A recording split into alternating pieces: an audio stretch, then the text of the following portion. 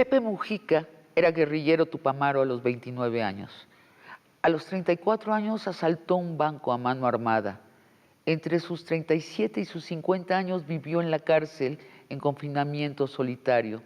Cuando lo escarcelaron, quería salir al mundo para cambiarlo rápido. Bueno, no fue tan rápido.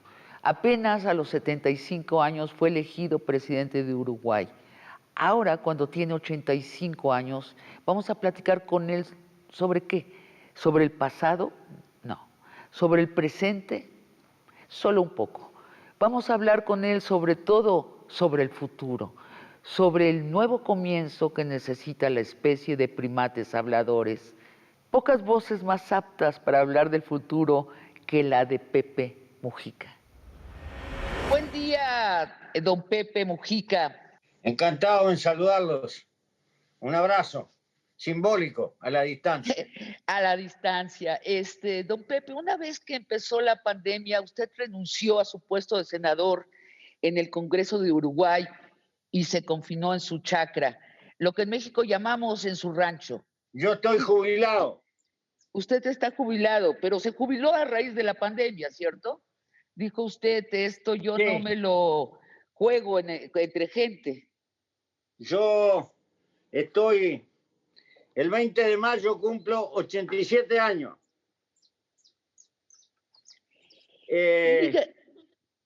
Y esta es una pandemia que ataca fundamentalmente a los viejos. Bueno. Dígame, don Pepe, le quiero preguntar, ¿cómo llegamos hasta acá? Esta es una tercera guerra mundial donde no se enfrentan dos naciones, sino la especie humana y la naturaleza. Usted habló desde hace 10 años de que íbamos a este enfrentamiento y hablaba usted de que la causa central era el capitalismo consumista. ¿Qué piensa usted de esta tercera guerra mundial? Yo pienso que hemos inventado... Había una vieja fábula de aquel señor que había encontrado una fórmula mágica de una pala para que diera vuelta a tierra, sola. Pero no tenía la fórmula para pararla. Y la pala empezó a dar vuelta a tierra. Y era un éxito brutal, pero no había forma de pararla. Bueno, nosotros hemos inventado una civilización de desarrollo que desemboca atrás de la persecución de la ganancia en un fenomenal derroche y despilfarro de energía y de materias primas. Y estamos como la pala que no puede parar. Como hay que amontonar ganancia y multiplicar la acumulación de la ganancia, inventamos pavadas una tras de la otra y pim, pim, pim, en nombre del progreso, y caemos en el fetiche de confundir ser con tener. Y se nos va la vida pagando cuenta. Entonces, todo el progreso material se está transformando en una brutal agresión al medio ambiente. Claro, físicamente hemos desequilibrado a la naturaleza y ahora se está acomodando, y en este acomodo nosotros lo vivimos como cataclismos, sismos, pandemias, huracanes, inundaciones, que siempre han habido en la historia humana, pero ahora están sucediendo con una frecuencia incomparable. Pero hace casi 30 años, en Kioto, los hombres de ciencia nos dijeron que los fenómenos extremos cada vez iban a ser más frecuentes y más intensos, que eso no era previsible el cuándo, pero era totalmente previsible el proceso. Y nos dijeron, en términos generales, cuáles eran las causas y lo que teníamos que hacer, y teníamos los medios para hacerlo. Nunca el hombre tuvo tanto medio, pero no podemos concitar voluntad política por encima de los intereses económicos y tomar medidas que son duras. Y entonces nos preocupamos de colocar un tratorcito en Marte. Claro, don Pepe, yo quiero precisamente hablar con usted, desmenuzar esto que sobre la cultura consumista ya la conocemos, pero usted ha dicho que si estamos tan sujetos, tan esclavizados a la cultura consumista, es porque no tenemos una cultura alterna. Usted ha dicho que la conquista cultural es más poderosa que la conquista por ejércitos. ¿Usted sigue pensando, esto lo dijo usted hace como 10 años, sigue pensando que ese es el mal, que no tenemos una cultura alterna? Eh, yo creo que la revolución capitalista, que fue notable por la energía, porque domesticó la ciencia y la puso a multiplicar la productividad, y lo hizo empujada por el egoísmo, esa cota que llevamos adentro, atrás de la ganancia. De todas maneras, ha sido una fórmula, ha sido formidable, ha cambiado el mundo, pero también lleva en sus entrañas la contracara, no puede parar. Entonces, y entre las cosas que ha generado esta cultura hiperconsumista porque lo precisa, porque para que la economía funcione tiene que haber demanda, y para que haya demanda tenemos que vivir desesperados por comprar y comprar y comprar, y con un sistema de crédito para comprar. Y se nos va la vida generando los medios para pagar las cuentas que estamos permanentemente. Y eso es una construcción cultural que hizo, como todos los sistemas, así como la Edad Media educaban a la gente que esta vida era un valle de lágrimas, pero había que portarse lo mejor posible para ir al paraíso, porque la felicidad estaba en el otro mundo. En este mundo, no, hoy nos educan que la felicidad está en la vidriera del shopping. Una pareja joven va al shopping, pero no porque la obligan, porque la conducen emocionalmente con todas las técnicas que nos rodean, porque necesitan imperiosamente que seamos voraces compradores. Entonces, como soy viejo y la vida se me va, y no hay cosa más hermosa que la vida, a pesar de todos los pesares, creo que la vida tiene que tener tiempo libre para cultivar las cosas que nos gustan, la libertad. ¿Qué es la libertad? La libertad es gastar tiempo de nuestra vida en las cosas que a mí me motivan sin perjudicar a otro. Y eso no es ningún negocio.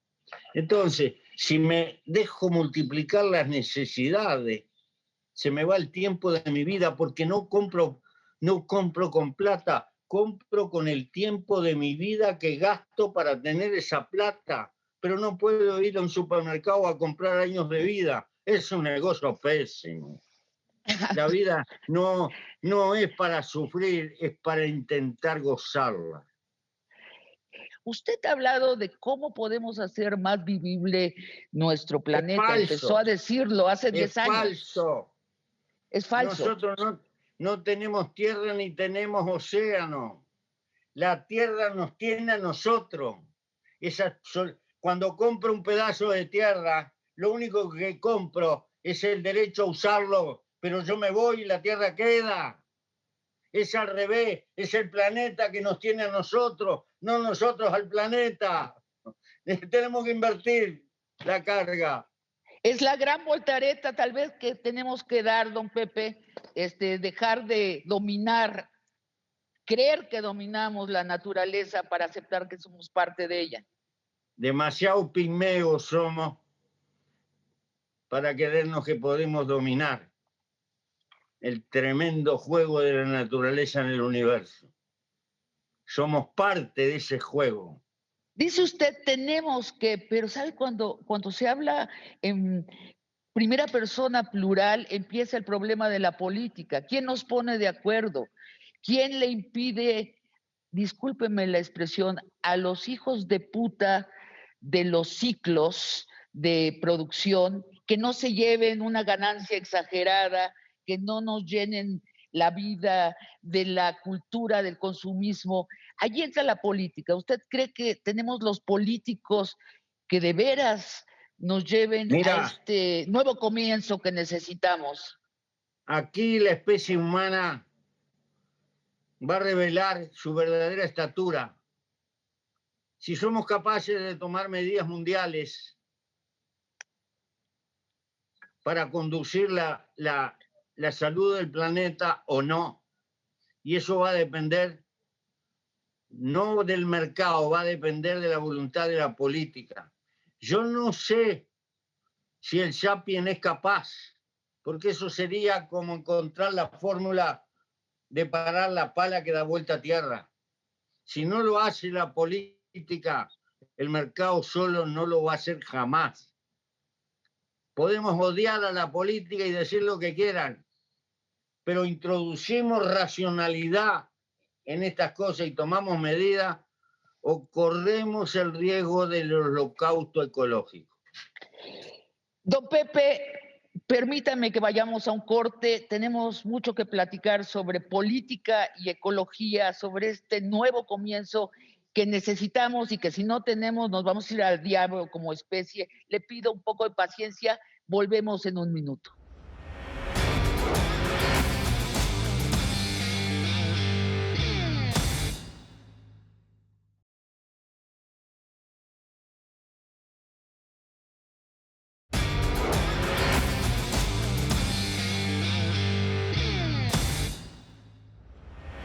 Presidente Mujica, volvemos a hablar de cómo volver más lento e incluso fluir con el cambio climático. Usted se fue muy rápido de las posibles soluciones grandes que ha planteado. Antes de regresar a la política de la que tenemos que hablar, cuénteme, ha dicho usted que se puede volver vivible la Patagonia. ¿Cómo? ¿Cómo volverla vivible? Mira, hay árboles que asimilan agua salada y esos árboles generan evotranspiración y multiplican el grado de humedad que hay en la atmósfera. Es muchísimo lo que el hombre sabe. Es posible en pleno desierto, en algunos lugares, donde hay una niebla matinal, que es la única forma de agua, establecer cortinas que ayudan a un arbolito a que se instalen, se escurran ahí, y después el propio arbolito hace como pantalla y todas las madrugadas junta esa agua para vivir. El hombre ha generado conocimiento, pero es posible que se pueda regar con agua salada incluso el arroz. Es posible multiplicar la capacidad de absorción de incluir una alta presión osmótica como tienen las plantas del desierto en plantas de cultivo para ser viable en tierras de sequía. Es decir, es muchísimo. Pero si estamos despilfarrando y despilfarrando y despilfarrando y precisamos una Ferrari para andar por la calle, que además a los 3 o 4 años la tenemos que cambiar, y hay señores de turbante que pueden tener 2.000 autos en un coso, y otros que se le ocurre tirar cohetes a la luna para... No. Exacto, exacto. Plata Le iba a recursos sobra, agregar. licencia sobra.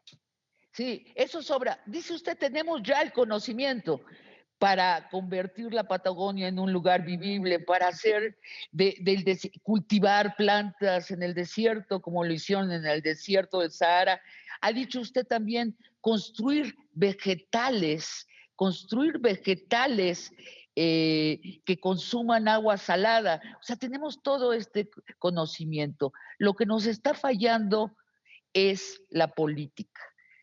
Sí. Es el plural nosotros. Incluso en esta pandemia, presidente, creo que quedó muy claro, los médicos hicieron su trabajo. La ciencia hizo su trabajo. En menos de un año tenemos vacunas. Es un milagro de la ciencia. Lo que ha fallado en esta pandemia es la política. ¿Qué diablos se pasa con la política que no nos ponemos de acuerdo para que sea realmente para el bien de todos? Porque la política está sujeta a la cantidad de intereses.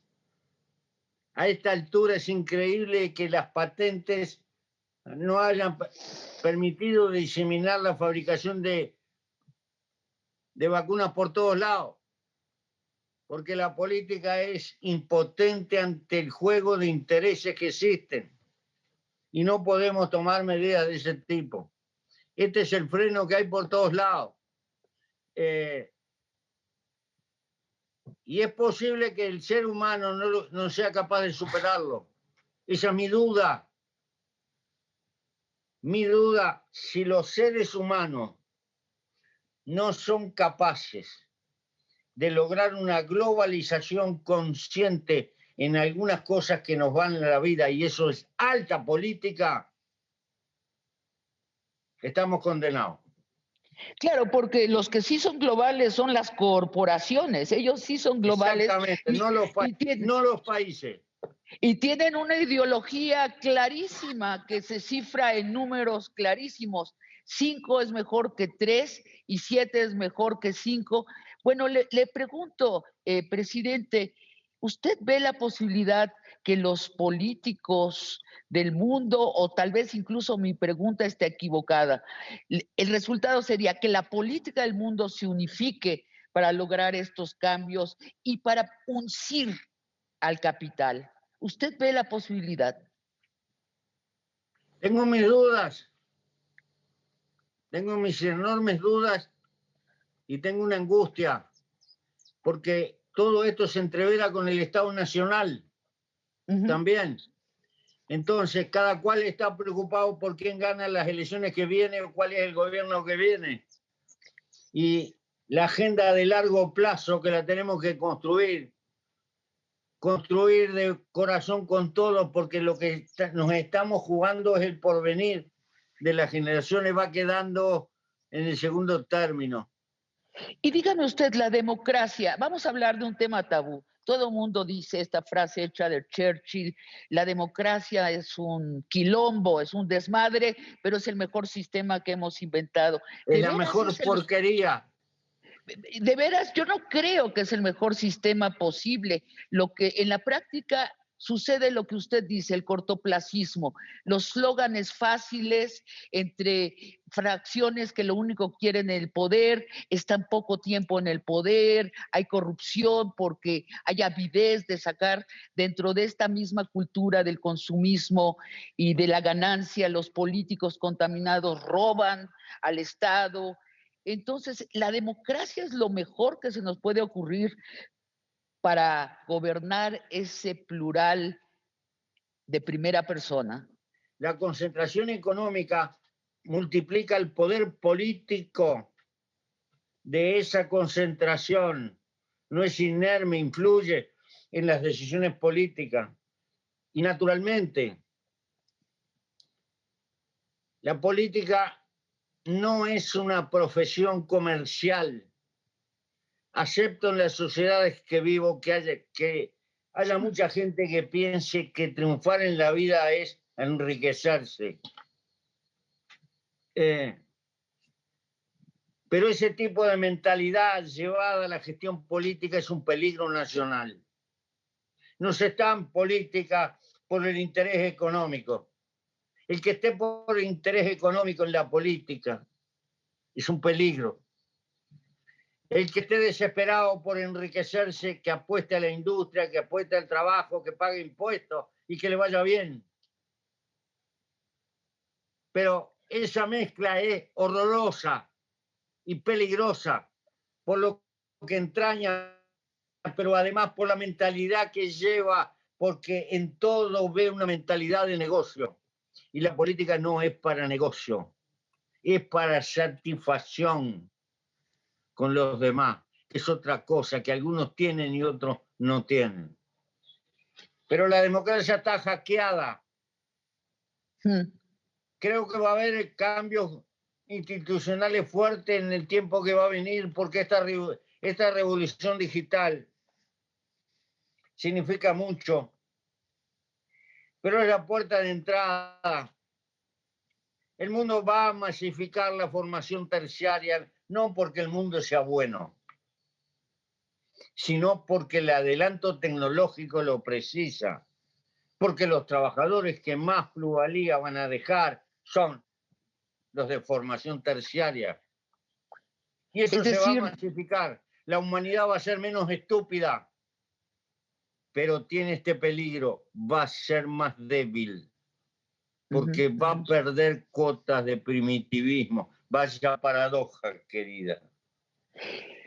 vamos a estar, es decir, vamos a estar más separados de la naturaleza y metidos en nuestras pantallitas. Bueno, van a estar, yo no, ni usted, presidente.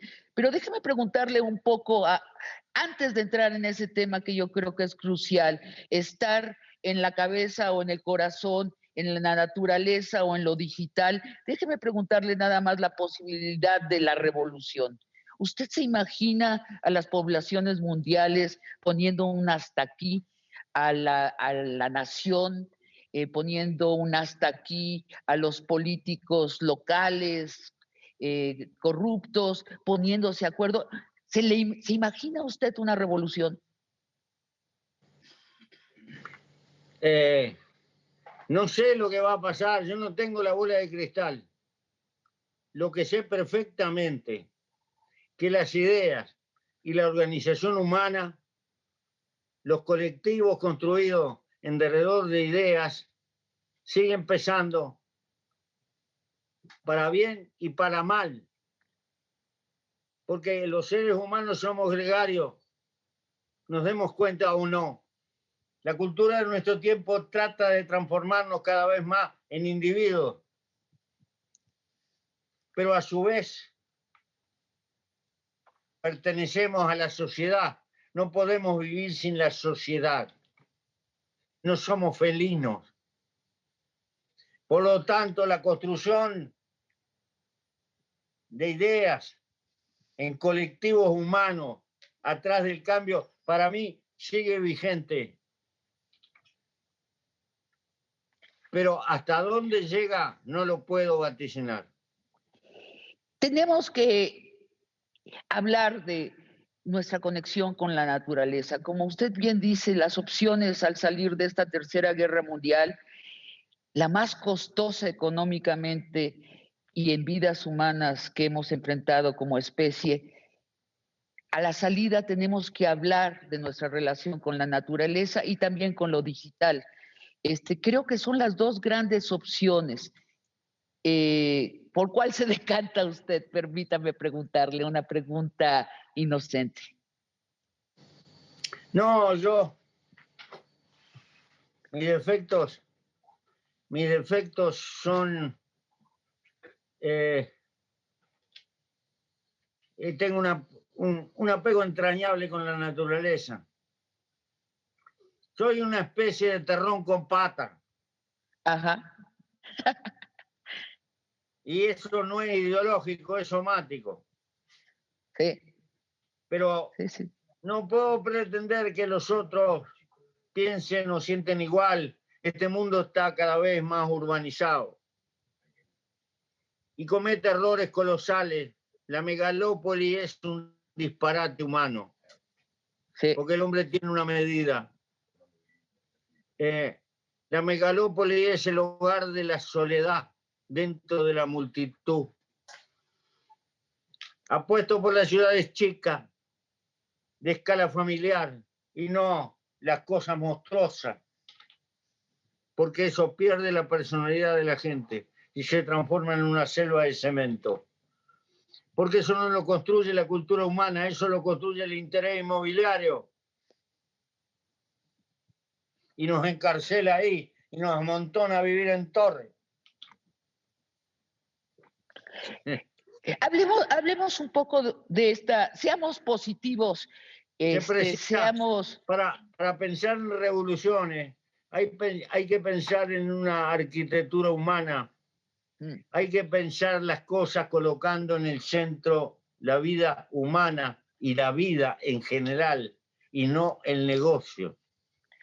Así es. Y yo quisiera detenerme un poco, presidente, en esa transición de una cultura capitalista a una cultura, llamémosla así, natural, una cultura en donde estemos alineados con la naturaleza. Hablemos primero brevemente de qué conceptos tenemos que tirar por la ventana. Ya no nos preocupemos si todos nos siguen en esta transición. Yo estoy segura que millones de personas están anhelando comprender cómo pueden hacer esa transición.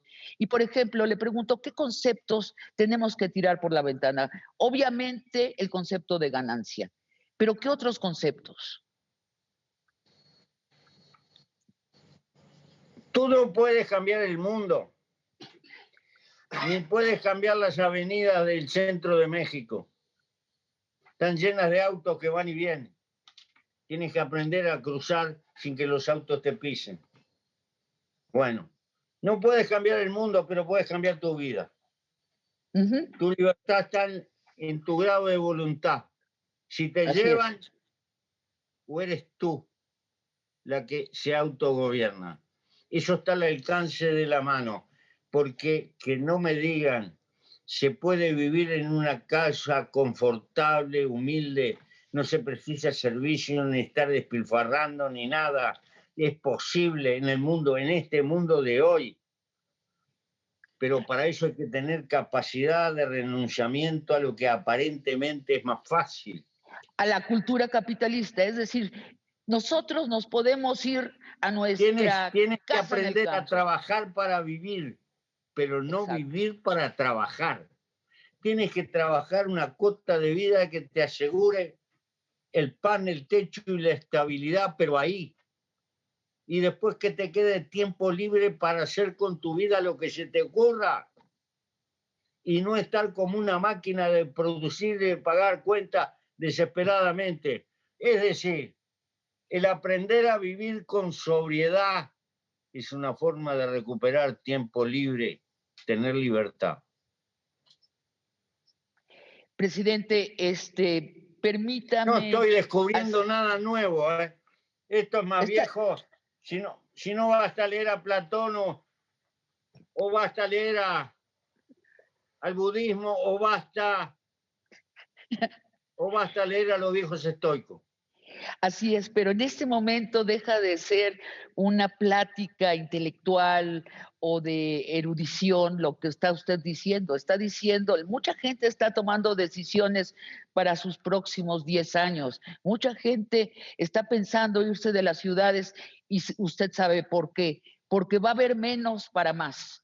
El desastre económico, por ejemplo, en nuestro país, le doy las cifras, 9,5 millones de mexicanos eran clase media y ahora son pobres. 7,5 millones de mexicanos eran pobres y ahorita cruzaron la línea a la extrema pobreza. Y creo que muchos estamos pensando cuál es el sentido de quedarnos en una rebatiña. ¿Por qué? ¿Qué es lo que estamos arrebatándonos? No es la solución irnos al campo, eso sí, con nuestras pantallas digitales, ¿por qué no? Pero a descubrir lo que es estar alineado con la naturaleza. Tal vez ahí está la felicidad en nuestro pecho, conjuntado con la naturaleza. Le voy a hacer una última pregunta, pero quiero que me la conteste después de un corte. El dinero. ¿Sería un mundo mejor sin dinero? No me la conteste, regresamos en un minuto.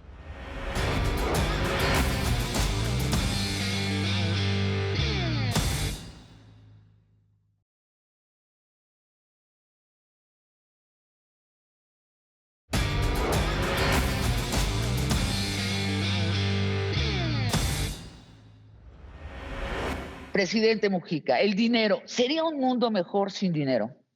Si no tuviéramos dinero, si no existiera ese contador del valor.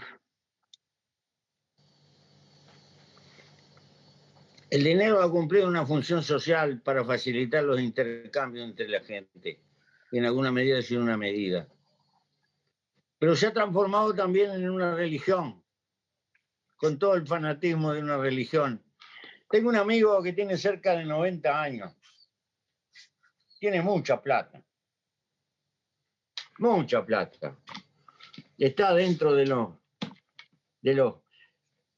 creo que dentro de los 1000 millonarios de América Latina, que hay uno nuevo cada 3 días. Y un día le pregunté, ¿cuándo va a parar usted?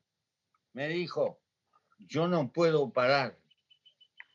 Entonces, me doy cuenta que la acumulación de dinero se transforma en una especie de fantástica mitología religiosa en alguna gente. Ajá. Tienen como una necesidad desesperada interior. Se transforma en una pasión de carácter superior y esclaviza toda la voluntad. Lo concebiría, pero mira tú qué peligro enfrenta. No mi tiempo, pero tal vez el tuyo. De seguir así, dentro de 30 o 40 años, va a haber gente que va a poder prolongar la vida porque le van a cambiar esto y lo otro, y le van a reproducir con sus propios tejidos los órganos que precisa, que están gastados. Pero eso va a ser para una exquisita minoría con muchos recursos. Y va a ser una de las injusticias más grandes que se han visto en la historia de la humanidad. Va a ser una cosa, un recurso posible para pocos. ¿Qué cosa? Espero Van a que ver, cuando llegue la ciencia a ese nivel, la voluntad organizada política de los hombres haya podido crear un mundo más generoso que este que nos toca vivir. El y dinero vamos a se ha hablar, transformado en una esclavitud. y hablemos un poco, estamos en los últimos 10 minutos de esta plática, hablemos un poco de los conceptos que necesitamos para tramar esa nueva cultura. Por ejemplo, esa cultura aliada, alineada a la naturaleza. ¿Qué, qué conceptos debemos empezar a rescatar, pero sobre todo a ejercer, a practicar? Se me ocurre de inmediato la cooperación, un concepto olvidado por el capitalismo, es más repudiado por el capitalismo, la cooperación. ¿Qué más?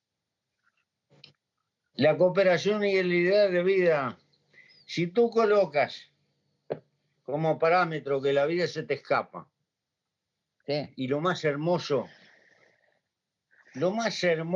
que dicen nuestras tripas, el organismo, porque las cosas vivas quieren vivir, aunque saben que se mueren, pero quieren prolongar la vida. Eso es una afirmación positiva de la vida. Y si tenemos esa afirmación positiva como hecho central, tenemos que colocar el nervio y el horizonte de la felicidad humana como norte, no el negocio. ¿Y cuáles son las cosas que pueden hacer después de resuelto lo más natural, comer, abrigo, cuidar la salud? ¿Cuáles son las cosas que pueden hacer feliz a los seres humanos? Y eso tiene un concurso de edades. El amor cuando eres joven es volcánico. Uh-huh. Y el amor cuando eres un anciano es una dulce costumbre. Pero sigues precisando amor. Y hay de aquellos que no lo tengan. Están condenados a la soledad. Y eso no se arregla con plata. Es decir, tenemos que colocar los sentimientos humanos como preocupación de carácter central. Y eso es un cambio cultural. No sé si será posible. No No, sé. los griegos antiguos, don Pepe, hablaban del amor y el amor entre personas, pero también el amor civil, la amistad civil, o como decía Aristóteles, la concordia, y lo decían y lo escribían con rostros muy serios. Hoy día, muy pocos políticos hablan del amor. Usted es uno de ellos. Otro es el presidente Andrés Manuel López Obrador, que Lo que pasa habla es que yo del perdí amor tiempo. civil. Yo perdí mucho tiempo leyendo a Aristóteles y a Séneca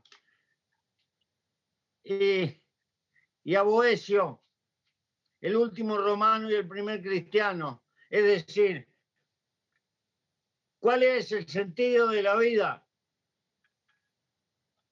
La felicidad. Bueno, cada cual se tiene que hacer la pregunta y encontrar su respuesta. Pero creo que tenemos que construir en ese sentido. Yo no puedo cambiar el mundo, pero puedo cambiar mi conducta.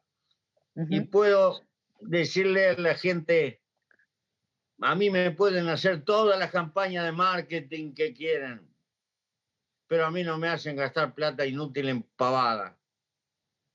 Ni me preocupo. Se puede vivir perfectamente, perfectamente. Eso se llama liberación. Liberarte de obligaciones a fin de mes que tienes que pagar y que pagar y que pagar y que pagar. Yo le digo, yo cuando soy feliz, yo estoy feliz cuando estoy feliz en mi cuerpo, no encuentro otro tipo de felicidad. Y la felicidad que es más cultural, más simbólica, siempre deriva en una felicidad del cuerpo. Entonces encuentro que la manera más fácil de ser feliz es procurar la felicidad de mi cuerpo, que estén flojos los músculos de mi corazón, que el aire esté lleno de oxígeno, Por lo que usted supuesto. dice, que no haya prisa, que no haya prisa, que los colores a mi alrededor estén incendiados. Bueno, eso es la verdadera felicidad. Todo lo demás es el engaño que nos han puesto en las cabezas para impedirnos ser felices y estar detrás de una zanahoria simbólica, y nunca realmente nuestro cuerpo siendo felices. Si fuéramos felices no habría capitalismo, don Pepe. Sí, mira, hace probablemente unos 150.000 años que el sapien anda dando vuelta por la Tierra. Según dice la ciencia contemporánea, somos descendientes de una Eva africana que debió haber vivido 150, 180.000 años en las llanuras africanas y que sus descendientes fueron los que empezaron a salir. La genética es espantosa, es un rosario de nuestra civilización. Lo que dice hoy. Bien, la revolución agrícola empezó hace 30.000 años, recién. Quiere decir que el sapien anduvo dando vueltas, cazando animales y recolectando 100 y pico de mil años. El capitalismo tiene 200, 300 años, empezó ayer. Todos tenemos nostalgia de lo que fuimos, aunque no nos demos cuenta. Necesitamos querer una tribu que nos ampare para vivir. Y como no la tenemos, nos hacemos hincha un cuadro de fútbol o cualquier cosa, aunque sea una sociedad anónima. Y cuando vamos al supermercado con un carrito, no nos damos cuenta, remedamos al viejo cazador que anda por ahí, el pobre desgraciado que llevamos encarcelado adentro de muchas generaciones. Y tenemos la magia del fuego. Como no podemos hacer fuego de leña, inventamos cosas de gas que parecen leña, pero no importa. Y como no tenemos la naturaleza, inventamos macetita para tener algo. Porque... Exacto. Y no podríamos Y ahora, como regresar no a la hacemos naturaleza. deporte, como no gastamos energía en el deporte, tenemos que inventar caminadores para creernos que caminamos. Y en lugar de Exacto. caminar, le hacemos caminadores. Y en lugar de mover el cuerpo, tenemos que hacer gimnasia. Somos una contradicción con pata. Gastamos plata para hacer cosas naturales que deberíamos hacer. Pero por eso el problema está acá. El problema es cultural. Es la batalla cultural porque todo eso se puede hacer de otra manera.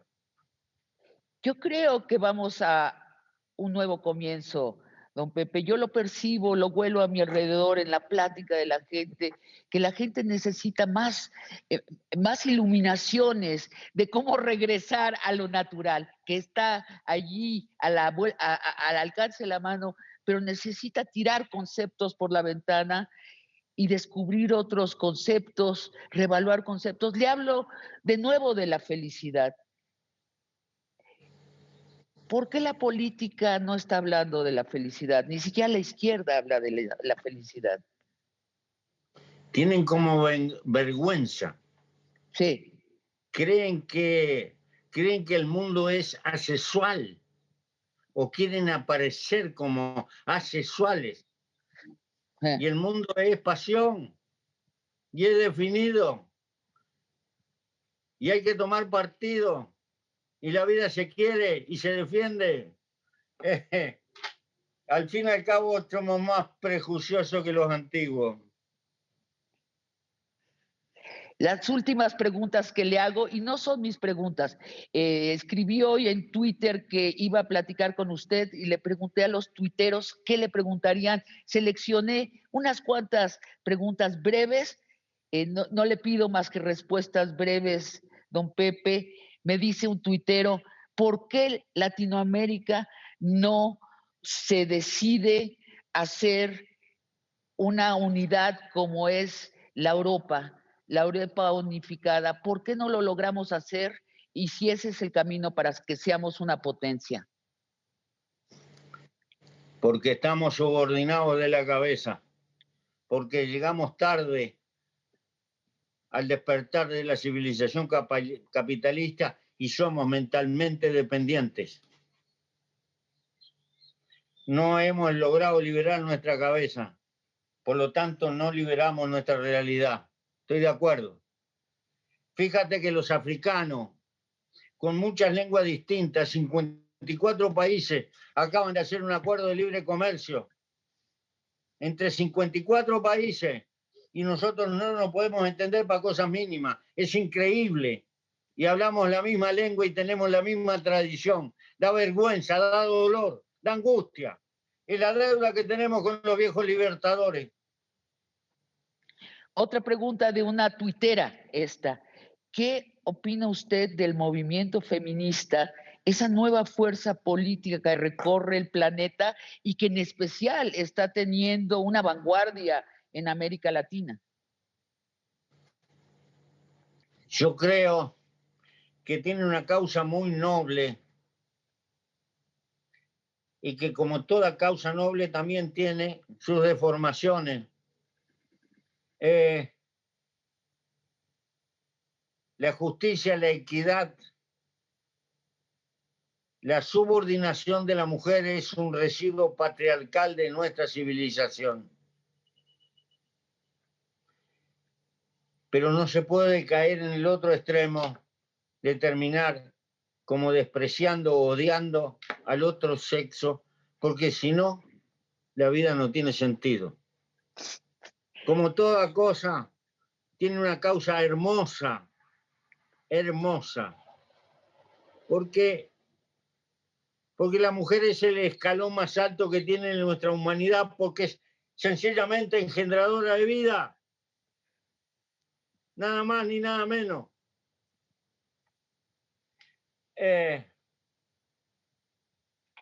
Naturalmente que la lucha genera patologías. Y una de las patologías es que el feminismo frecuentemente lo utilizan para desentenderse de las cuestiones de clase. Y donde más feminismo hace falta es defender a las mujeres pobres, que tienen una doble esclavitud, el patriarcado por un lado y la esclavitud de la pobreza, y tienen que hacer frente a los desafíos que les imponen las leyes biológicas de la vida.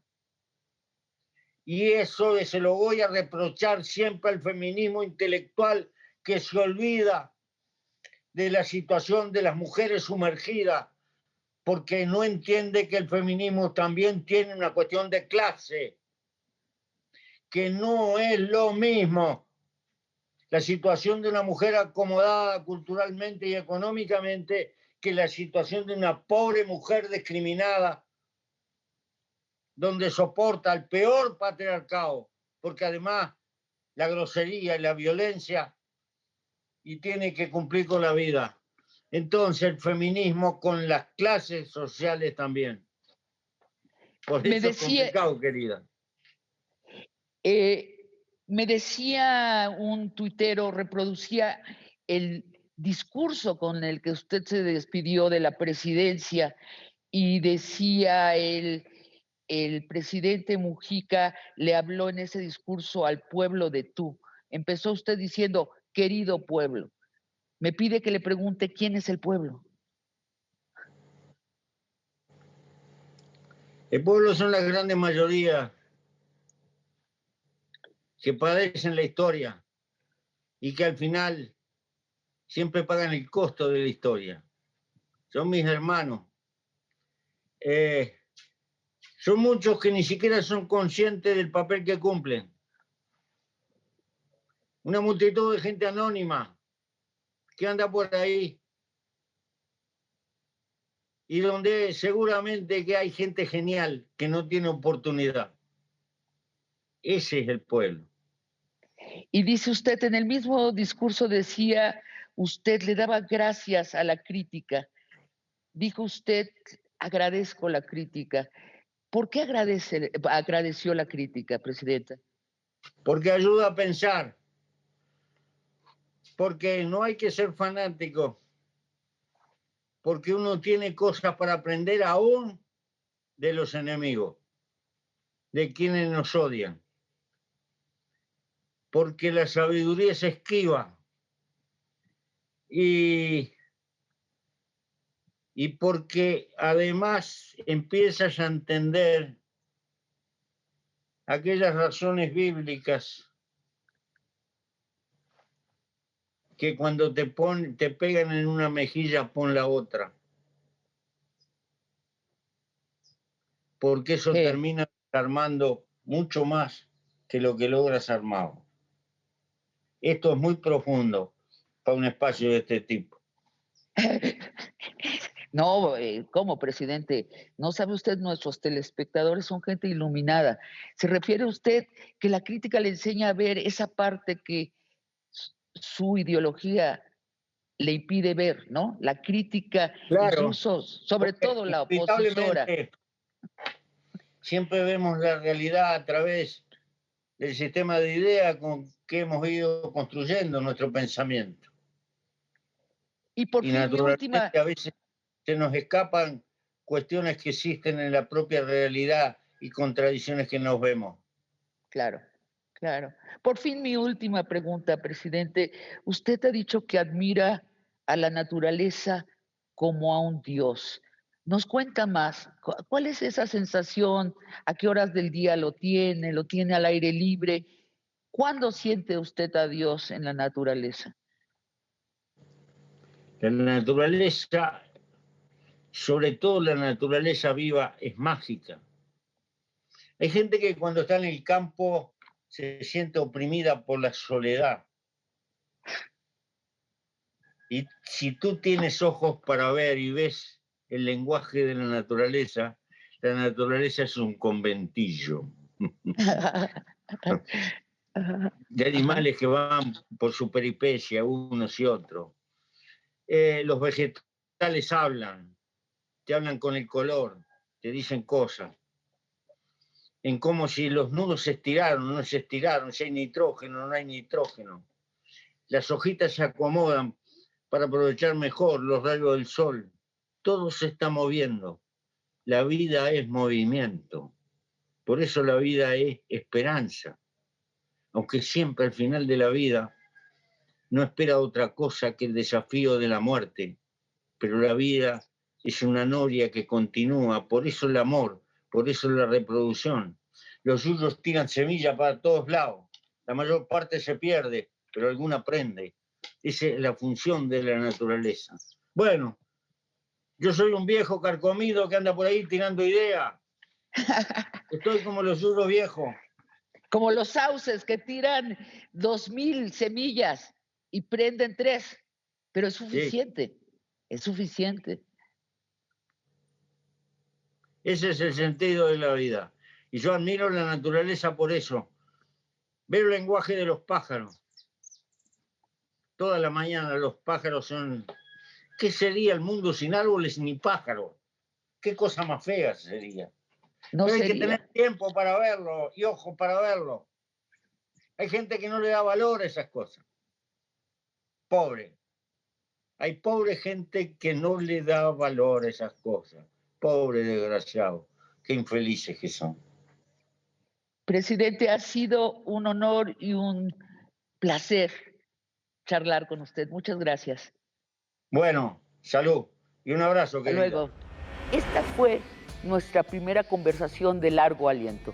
Los espero la próxima semana para otra, una conversación de nuevo candorosa y útil para comprender nuestro tiempo.